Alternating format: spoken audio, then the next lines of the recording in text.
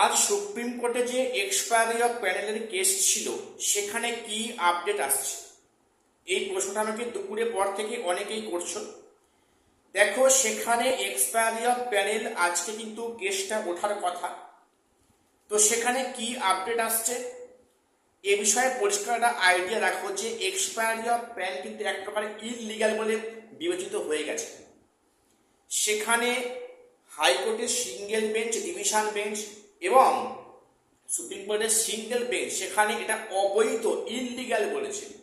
এবারে যে প্রশ্নটা যে এটা কি টেন্টেডের মধ্যে ফেলা উচিত বা এক্সপায়ারি অফ প্যানেলটা কি টেন্টেড অর নট, এই বিষয়টাকে ক্লিয়ার করার জন্য কিন্তু আজকের এই কেসটা কিন্তু উত্থাপন করার কথা ছিল, বা এই জন্যই এই কেসটাকে পুনরায় সুপ্রিম কোর্টে পাঠানো যে এক্সপায়ারি অফ প্যানেলটা ইললিগাল তো বটেই, বাট এটা কি মানে টেন্টেডের মধ্যে পড়ছে, ইয়েস অর নো।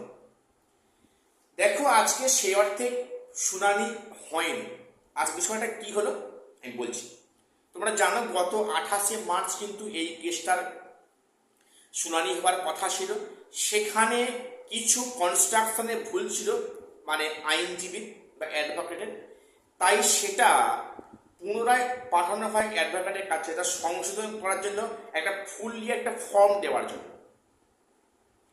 এবং সেটা যেহেতু এটা ফেরত পাঠানোর কথা ছিল, কাজেই সেখানে কিন্তু এটাকে আজকে মানে আইনজীবী পক্ষ থেকে আজকে এটাকে পুনরায় একটা রাফ একটা ফেয়ার কপি করে সেটাকে ভুলগুলো কারেকশন করে ঠিকঠাক গ্রাউন্ড মেনটেন করে আজ কেসটা কিন্তু পাঠানো হয় রেজিস্ট্রারের কাছে।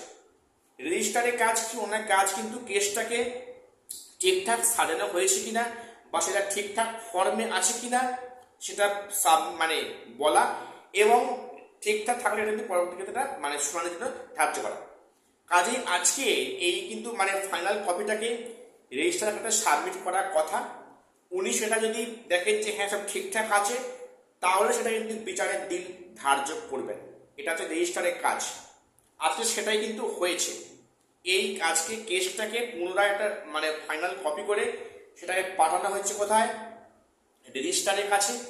উনি যদি বলেন যে হ্যাঁ এটা ঠিক আছে, ওকে আছে, তাহলে একটা নেক্সট ডেট ধার্য করা হবে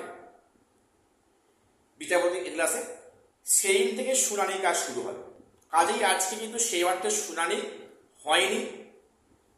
তো এরপরে কবে ডেট আছে না আছে এখনো জানা যায়নি।